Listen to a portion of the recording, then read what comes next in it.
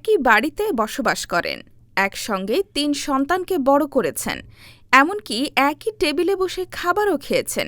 কিন্তু এরপরও জাপানের এক ব্যক্তি টানা ২০ বছর স্ত্রীর সঙ্গে প্রায় কোনো কথাই বলেননি।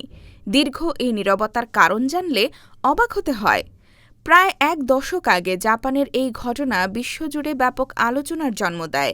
২০১৭ সালে জাপানের হোক্কাইডোর একটি টেলিভিশন অনুষ্ঠানে ১৮ বছর বয়সী এক তরুণ তার পরিবারের দীর্ঘদিনের সমস্যা সমাধানের জন্য সাহায্য চান।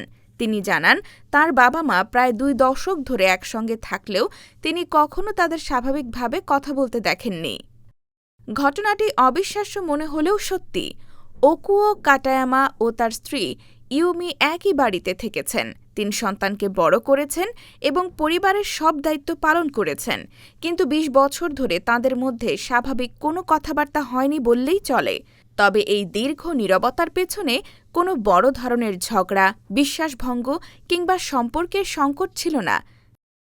জানা যায়, সন্তানদের প্রতি স্ত্রী ইউমির বেশি মনোযোগ দেখে ওকুয়োর মধ্যে এক ধরনের অভিমান ও ঈর্ষা তৈরি হয়। এরপর থেকেই তিনি স্ত্রীর সঙ্গে কথা বলা বন্ধ করে দেন। ইউমি বারবার কথা বলার চেষ্টা করলেও ওকুয়ো সাধারণত মাথা নেড়ে বা ছোট ছোট শব্দে জবাব দিতেন। স্বামী স্ত্রীর এমন দূরত্ব তাঁদের সন্তানদের উপরও প্রভাব ফেলতে থাকে।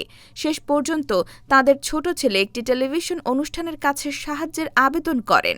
পরে ওই অনুষ্ঠানের উদ্যোগে দীর্ঘ ২০ বছর পর ওকুয়ো ও ইউমিকে মুখোমুখি বসানো হয় সেই পার্কে, যেখানে তাঁদের প্রথম দেখা হয়েছিল।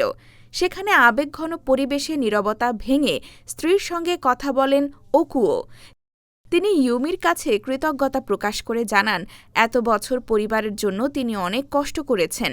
একই সঙ্গে স্বীকার করেন, সন্তানদের প্রতি স্ত্রীর বেশি মনোযোগ দেখে তিনি অভিমান করেছিলেন। দীর্ঘদিনের দূরত্ব কাটিয়ে স্বামী স্ত্রীর এই পুনর্মিলনের ঘটনা সামাজিক যোগাযোগ মাধ্যমে ব্যাপকভাবে ছড়িয়ে পড়ে। অনেকেই তাঁদের সম্পর্ক নতুন করে শুরু করার এই প্রচেষ্টার প্রশংসা করেন। ঘটনাটি প্রমাণ করে, আন্তরিকতা ও বোঝাপড়ার মাধ্যমে দীর্ঘদিনের দূরত্বও কমানো সম্ভব।